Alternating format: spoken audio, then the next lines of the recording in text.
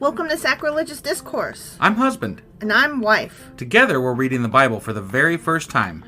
We grew up without religion and wanted to know what all the fuss was about. Well, what have we learned so far? That God is a dick, and apparently some people believe in talking donkeys? We're not trying to pass ourselves off as experts. Nope, we're just reading the Bible for the first time and giving our first take reaction. If you'd like to join us in this venture, you might consider starting at episode 1. Otherwise, jump in wherever you like. All right, let's go read the Bible. Yeah, let's get to it. Husband! Wife!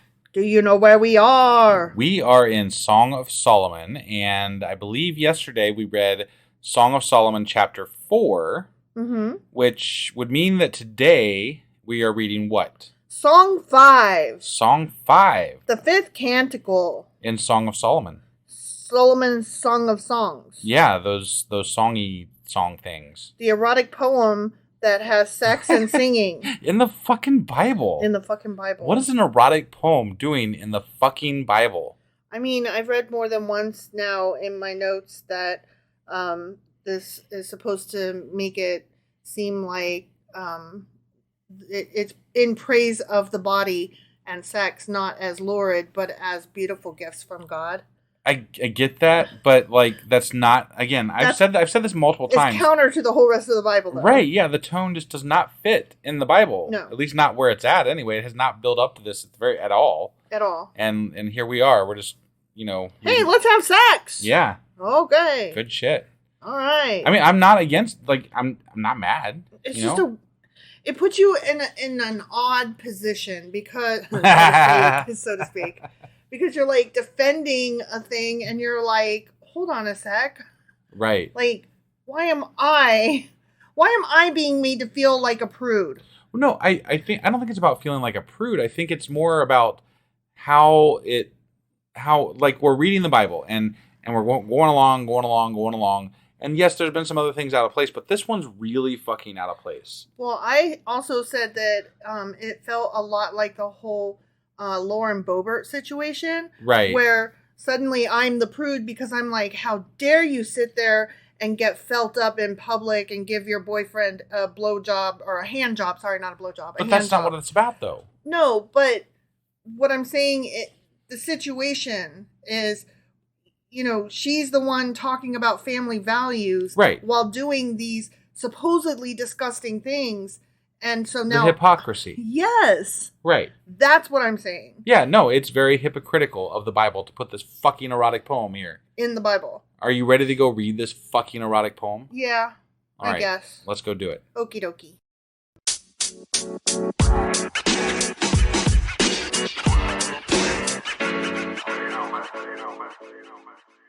All right, Song 5. Are you ready for this shit? I'm ready. I have come into my garden, my sister, my bride. Oh, man, he went early. That was quick. Remember yesterday we talked about how really this verse should have been included in the last chapter. Oh, okay. Because this is the response to that. And then yeah, well, the woman started to... Well, no, I guess this is the man again, though, right? Yeah. Solomon, I guess. So, okay. Go ahead. I'm sorry. No, that's okay. I have gathered my myrrh with my spice. I have eaten my honeycomb and my honey. I have drunk my wine and my milk. Oh, that's grody. That's grody. Wow. Do you think when he says my wine and my milk that he's referring to her pussy and her tits? I mean, the way this book is going, sure, that sounds... I mean, is that what you thought immediately? It's definitely... It was one of those thoughts that I had that crossed my mind, for sure. Okay, so I'm not just being, like, overly lurid. No, I think that's definitely a possibility there. I have drunk my wine and my milk. Yeah, right. Okay, did ya? Because who drinks wine and milk, Only... It doesn't make sense. Only if you are referring to the pussy as a glass of wine. Eat, friends, and drink. Drink your fill of love. Yeah. Yum, yum. Yeah. Okay, now we're moving on to the chick. Okay, yeah. I slept, but my heart was awake. Listen, my beloved is knocking. Open to me, my sister, oh, wait, no, whoops, I read that wrong. Oh, you read it? Okay. Yep, nope, right. It's the man. You want to try it again? Yeah, I'm going to try it again with the man voice. Yeah, let's do it with the man voice. Okay, sorry. Yeah. I slept, but my heart was awake. Listen, my beloved is knocking. Open to me, my sister, my darling, my dove, my flawless one. My head is drenched with dew, my hair with the dampness of the night. I've taken off my robe. Wait, maybe it is her. I don't know who's singing right now. Okay? I don't know who's singing. All right. Okay, I have taken off my robe. Must I put it on again? Yeah. I have washed my feet. Must I soil them again? My beloved thrust his hand through the latch opening. My heart began to pound for him. I arose to open for my beloved. You opened for him. Okay, this is the girl for sure. Okay, sure. And my hands dripped with myrrh, my fingers with flowing myrrh on the handles of the bolt. I opened for my beloved, but my beloved had left. He was gone. Damn, that was quick. Oh, man. You gotta be quick, apparently. He gives some of that. He needs some of that medicine. He's like, that I'm they going got down nowadays. to the next place, you know? Fuck this. Knock, knock. Let me in. No. Right? Okay, bye. Yeah. Bye, Felicia.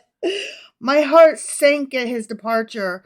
I looked for him, but did not find him. I called him, but he did not answer. Did she go running through town? Again. In her nighting gown. Okay. Yeah. All right.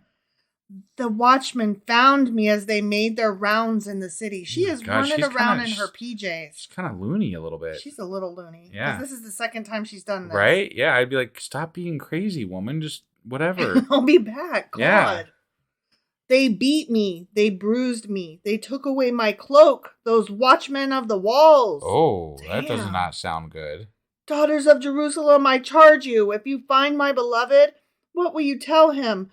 Tell him I am faint with love or rape. Right, yeah. Right? Because it sounds to me like them boys happened. gotcha. Right, and she's just like, whatever. Oh, I don't care about all of those boys. I just need the other guy. As long as I could just have him, I'd be so happy. I mean, she keeps going to the Watchmen. Just what? What are you saying? I don't know. I mean, like, maybe they've got a thing going on too. Like she humped the whole football team? Maybe. Which is fine if that's what she wanted to do. If it was her informed consensual decision right. to hump the whole football team, I don't care. But maybe they were like, this is the second time this crazy bitch has come by here. And then they decided to, I don't know. Well, if they jumped her, that's not cool. That's not cool. Yeah, that's not okay. But she's like, they jumped me and all I cared about was finding him. And I'm like. But why else would they take her cloak? They took her cloak. Like, that sounds like rape or something. It's definitely something. At the very least, it was assault. Right, yeah. You don't take somebody's cloak. Yeah.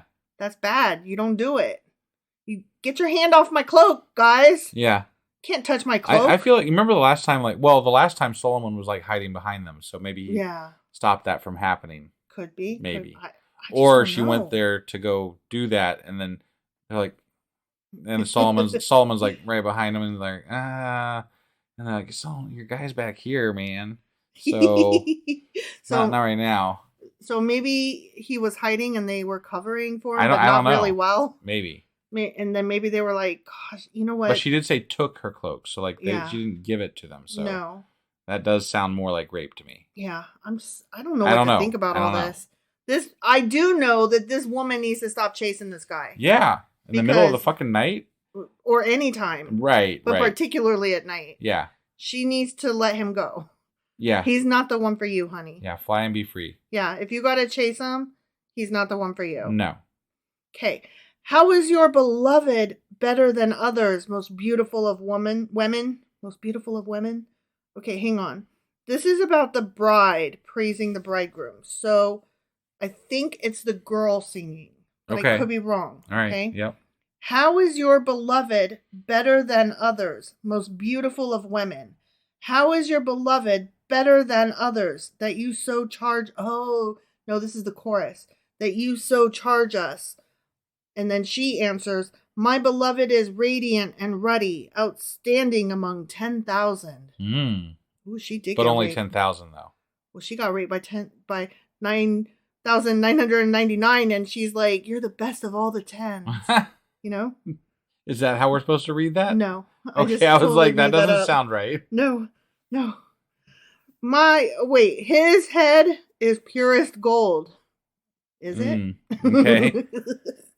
His hair is wavy and black as a raven, but is it like goats?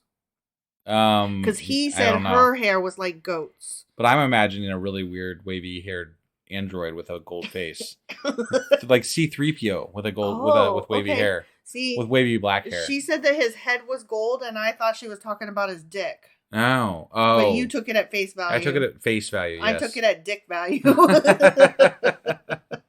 His eyes are like doves by the water streams, washed in milk, mounted like jewels. I swear they went through a thesaurus and found the most provocative wording they could. I mean, that's even when they're not saying anything provocative. Right. Why'd you use the word mounted? Because this is an erotic poem. Right? That's why. Mounted. It's like when, if you're reading like romance novels, right? Mm-hmm. They describe scenes in a very sexual manner, even if it's just a regular scene, to evoke a certain feeling. Mm. Like it's meant to put you in that sexual frame of mind, right? I guess. You gotta have the bow chicka wow wow music, but without music, with words. Okay, so be honest, how many romance novels have you read? Fucking zero. Then how do you know this, and why are you trying to sell me on it? Because I'm taking what I do know about romance novels, and I'm just, Where did you get making any assumptions. knowledge about romance novels? Pop culture? Okay. Just, shit comes up, I'm just curious, because I've only read a couple, and they're just not for me. Like, I'm not into it, man. Oh, I'm not either. I don't give two shits about romance novels. I mean, like, lots of my friends read them. Lots of people I know read them. Lots of writers I know write them. Right. And so, no shade. It's not for me, man. Yeah. I just can't. But I'm just your basic, like, it's kind of a trope what the basic romance novel is. You have to use the word mount somewhere in your book, right, in a non-sexual way. Definitely. Because the word itself is fucking loaded. Right. Exactly. Okay. Exactly. Okay. His cheeks are like beds of spice yielding perfume. Mm. His lips are like lilies dripping with myrrh. She's in love with myrrh. Yeah. Because that's like the third myrrhish myrring. Yeah. That she used. Yep. His arms are rods of gold set with topaz. See, this rods. is C-3PO. But like she used rods there, So yeah. like it's the imagery. It is. Yeah. You're right. But gold, yes, it is C-3PO. She's in love with C-3PO. Totally has a thing. I mean, she didn't know it at the time, but she's got a thing for C-3PO. I also had a thing for C-3PO. Really? I did, because I thought there's a man that will stay with you and stay loyal, and he will interpret things for you all the time. Yeah. And if you tell him it's in the fridge, he will not come back from the fridge until he finds it. Yeah. He will not say, I don't see it. Right. Where is it? Yeah. He will find it. Yeah. So, yeah, I definitely. Or he'll enlist R2-D2 to help him. Like, I'm too tall and I cannot bend well at the knee. Yeah. So, short friend, do you see the butter? Right. Okay. His body is polished ivory, decorated with lapis lazuli. Wow. This is very specific. Mm-hmm. Yeah. That's blue. Right. By the way. Okay. Blue. Decorated with blue. I like blue. He's golden blue. He's pretty. I want a man that's golden blue. Will you be golden blue for me? No. No? No. What if I took all of the specific ways that have been described from this, right, and I create an image and then I decorate you as this dream man for Halloween? If you can come up with that outfit, I will wear it. Are you serious? But you won't be able to, so I'm not worried about it. I mean, your head has to be gold. Your arms have to be gold.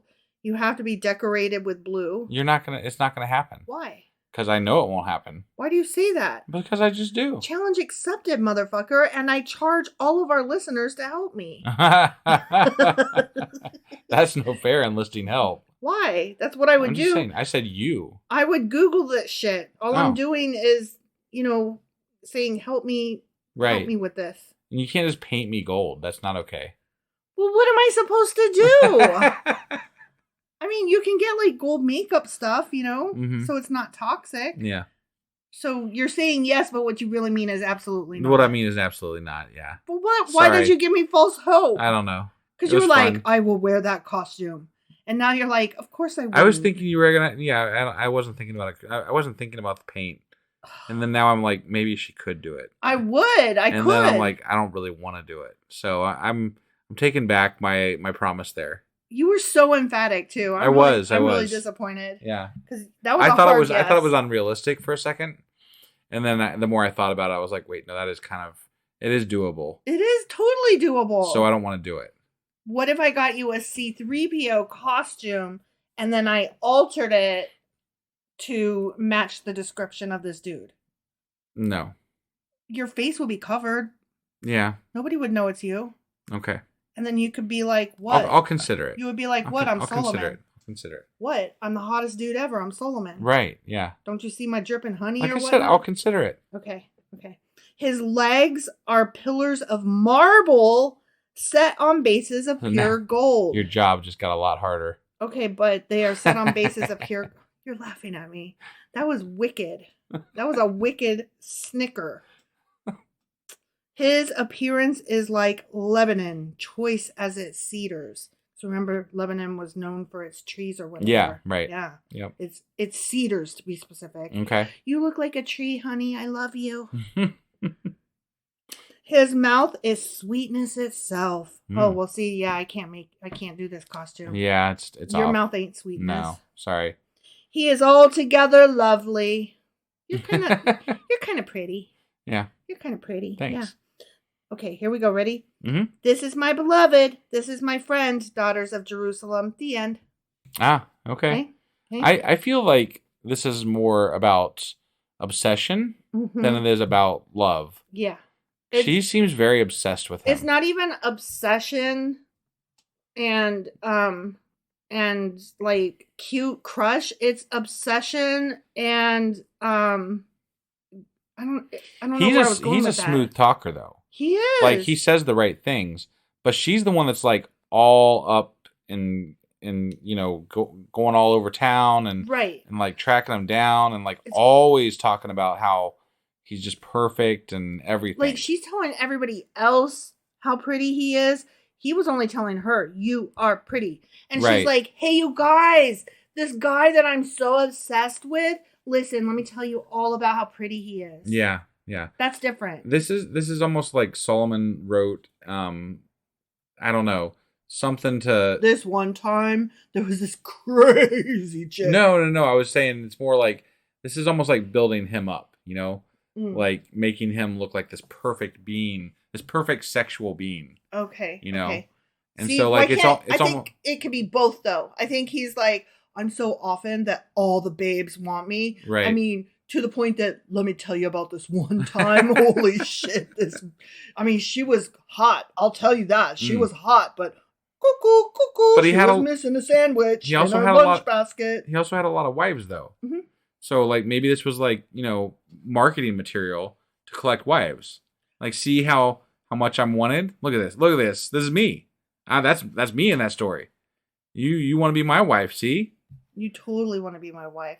I got the gold and the marble legs and the wavy black hair. And see, the dove eyes. I would read that story and I would be like, "Oh, so this is your move, huh?"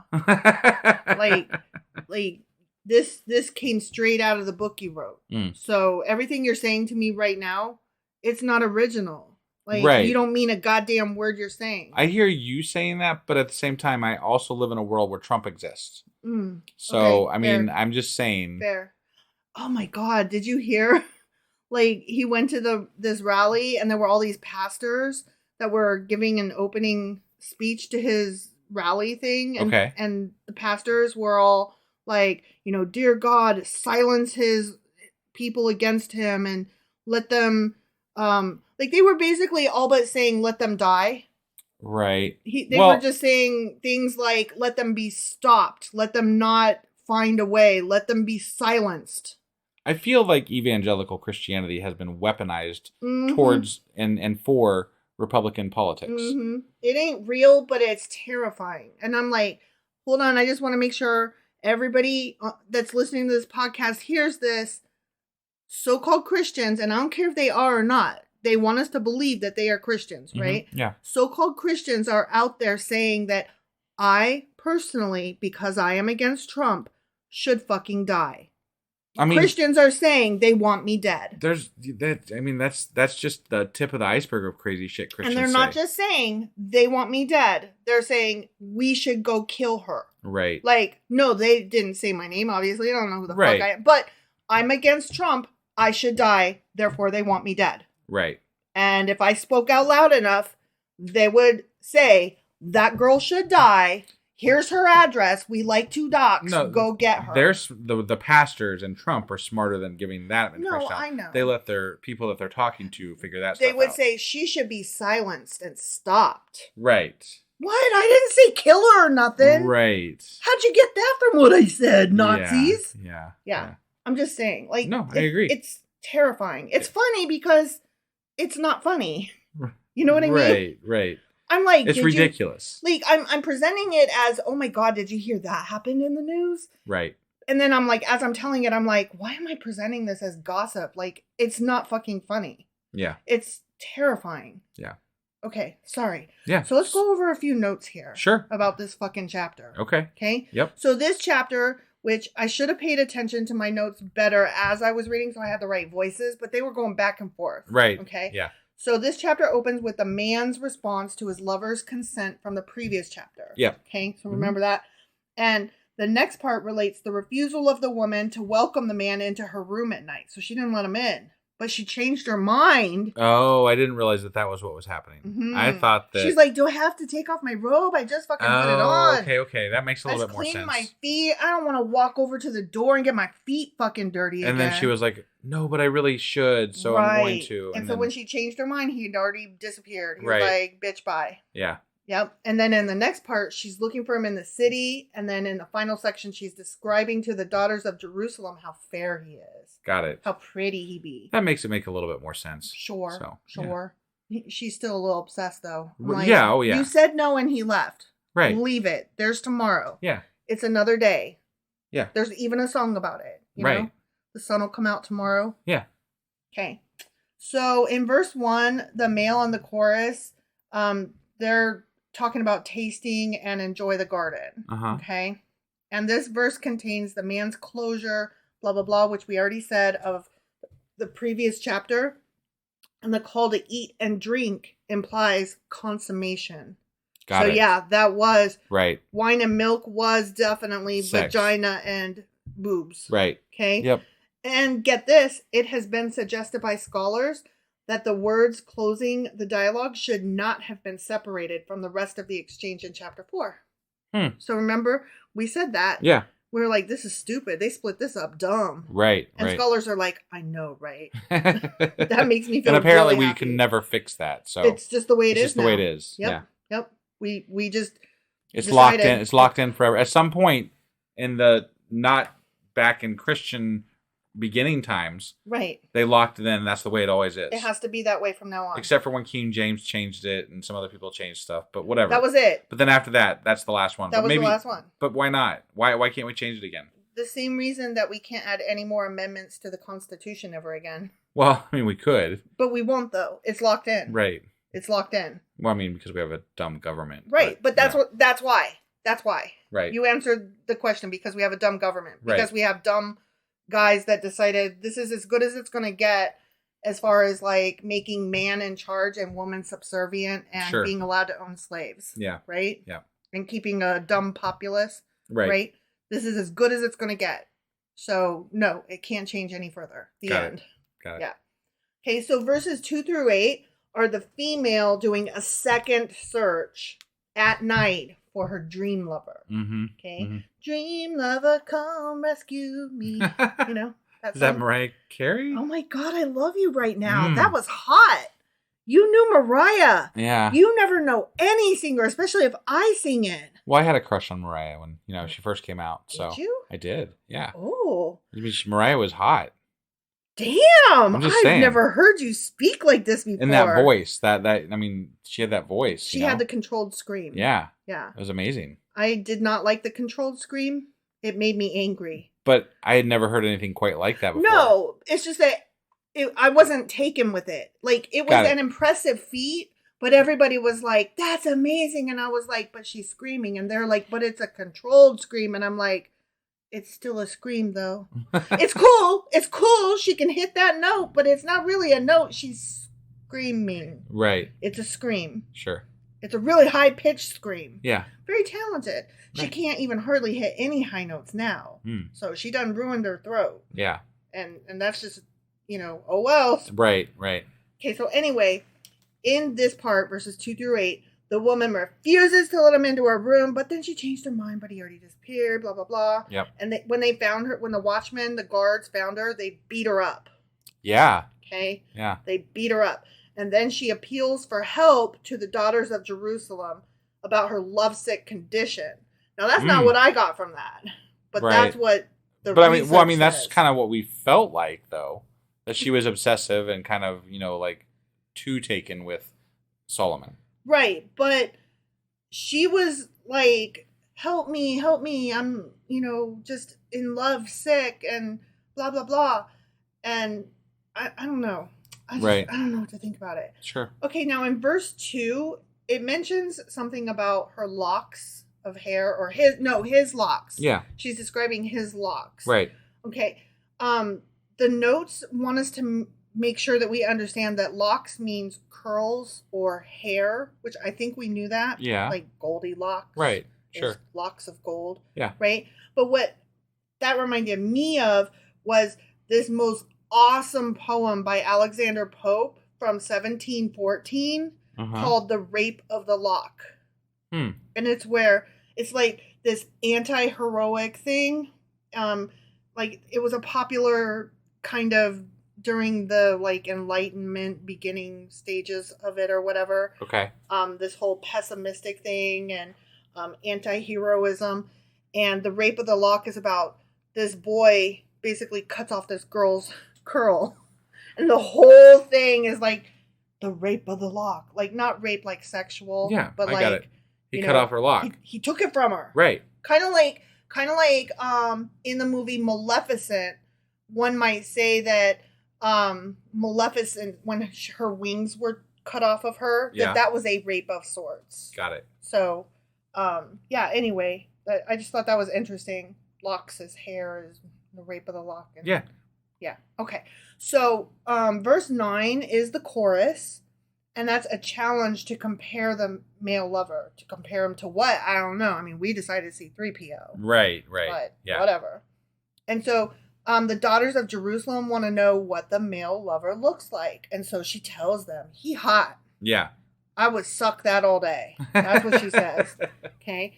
And so then in verses 10 through 16, the female is giving a descriptive poem for the male.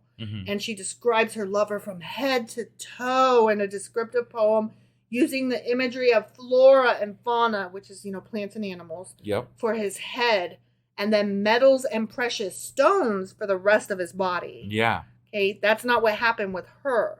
Right. Like when he was describing her, he only used flora, fauna, and food. Okay? Right. Now, when she's describing him, she uses flora, fauna, and metals and precious stones. Got it. That's like the difference between men and women right there. Got it. Like his body is strong and hard, and hers is soft, pliant, and yummy. Right. Sure. I mean, that's men and women, right? Yeah. I mean, stereotypically. Right. Yes. Well, that's what I meant. Right. Yeah. Sorry. Right. Now there's a wrap up where it says that once again, this chapter values the body as not evil, but good and even worthy of praise, and respects the body with an appreciative focus rather than a lurid one. Yeah. And I can appreciate that. I get that, but I don't think they're appreciating, quote unquote, the body. Like, that's not what I'm getting from this. I am happy that they are able to recognize the body in any sense in the Bible. Like it seems something that's kind of like, up until now, it seemed something that's almost off-putting to them. So it's kind of refreshing to at least have this in there. I think it's ill-placed. I think it doesn't fit in with the rest of the Bible, but it is there. And it being there, it is refreshing to see that it is at least a subject that is touched on in the Bible, in my opinion. I feel like maybe this one book is like the last vestiges of a piece of Greek literature that survived directly into the Bible, because the Greeks were very about the perfection of the human body, not in a sexual way. And they would describe the body in their writing, like all of their statues are like the most perfect. And it's not that they're saying like any one person is perfect, so much as that they were like, if somebody had the perfect body, this is what it would look like. Sure. And so a lot of their literature talks about the perfection. Like all of their heroes have the most gorgeous body, the most strong body, the most supple body, the most able to do challenges. And you know what I mean? Like, right. The Olympics comes from them, for goodness sakes, because they were so interested in perfecting the body and viewing it in its best possible light. Right. And if the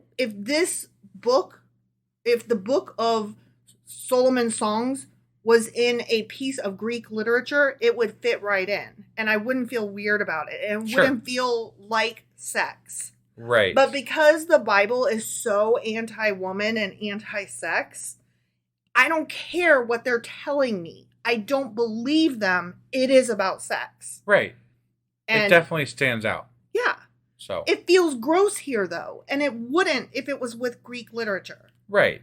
Context matters. It totally matters. Right. And so it just makes me mad because I'm like, I don't want to find sex yucky. And you guys are making me feel gross about it because it doesn't match the rest of your fucking book. Right. That's how I feel. The end. Okay. So I think we're done. That was Song of Solomon chapter 5. Song 5. Song 5. Mm-hmm. And so we will be back Sunday. Yes. With a Patreon. Yeah. Patreon. Right. And I'll be doing the weekly wrap up that day. Also, if you're available, we will be doing a live Discord event that day at 3 p.m. on Sunday. Eastern Standard Time. Mm-hmm. So please join us for that. It's always so much fun, and we'd love to have you there. So join us for that. And then we'll be back again on Monday with the next episode of Song of Solomon, which would be Song 6. Correct. All right. Well, we will see you guys then. Bye.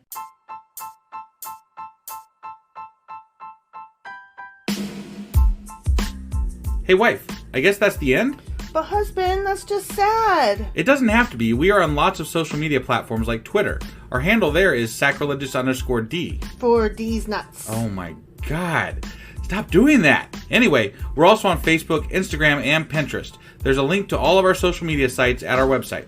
Ooh, we have a website? Yeah, it's sacrilegiousdiscourse.com, where you can also find a link to our merch shop.